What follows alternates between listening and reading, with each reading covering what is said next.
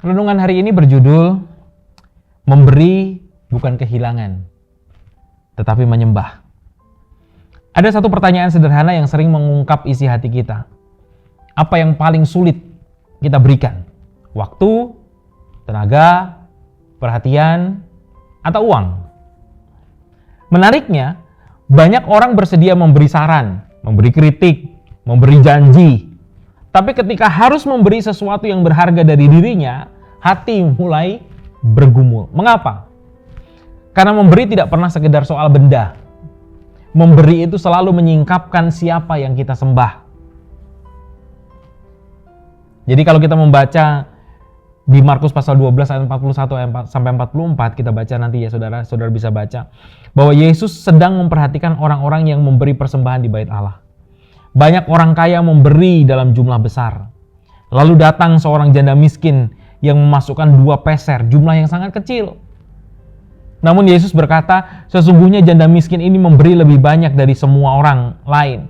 Bukan karena jumlahnya paling besar, tapi karena ia memberi dari hatinya.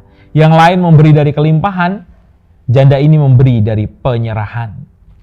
Nah, kita sering berpikir saudara, bahwa masalah memberi itu adalah masalah ekonomi. Padahal Alkitab menunjukkan bahwa masalah memberi itu adalah masalah penyembahan. Kita sulit memberi karena kita takut kehilangan.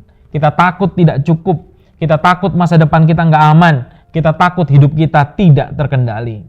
Nah, di balik semua itu ada satu keyakinan tersembunyi. Aku harus menyelamatkan diriku sendiri dengan apa yang aku punya. Hati kita lebih percaya pada rekening daripada pada pemeliharaan Tuhan. Kita lebih percaya pada apa yang ada di tangan kita daripada pribadi yang memegang tangan kita. Karena itu, ketika diminta memberi, kita merasa sedang kehilangan. Kabar baiknya saudara, Yesus tidak hanya mengajar tentang memberi. Yesus adalah pribadi yang memberikan dirinya. Janda itu memberi 2 peser, tapi Kristus memberi seluruh hidupnya. Ia meninggalkan kemuliaan surga, mengambil rupa seorang hamba, memikul salib, menanggung hukuman dosa kita, bukan karena kita layak, tapi bukan karena kita bisa membalas, tetapi karena kasih-Nya yang tak terukur. Di kayu salib, kita melihat bahwa Allah bukan pribadi yang meminta tanpa memberi. Ia memberi anaknya yang tunggal bagi kita. Karena itu orang Kristen memberi bukan untuk mendapatkan kasih Allah. Kita memberi karena sudah menerima kasih Allah. Kita tidak memberi supaya diterima, kita memberi karena kita sudah diterima. Ketika Kristus menjadi harta terbesar kita, memberi tidak lagi seperti kehilangan. Karena kita tahu bahwa kita sudah memiliki sesuatu yang jauh lebih berharga daripada apapun yang kita lepaskan.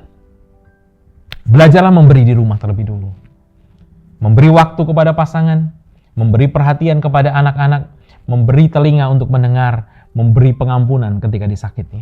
Seringkali persembahan terbesar itu bukan diletakkan di gereja, tetapi kasih yang diberikan kepada keluarga setiap hari.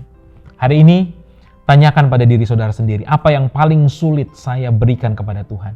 Mungkin itu uang, mungkin itu waktu, mungkin itu kendali atas hidupmu. Lalu pandanglah salib.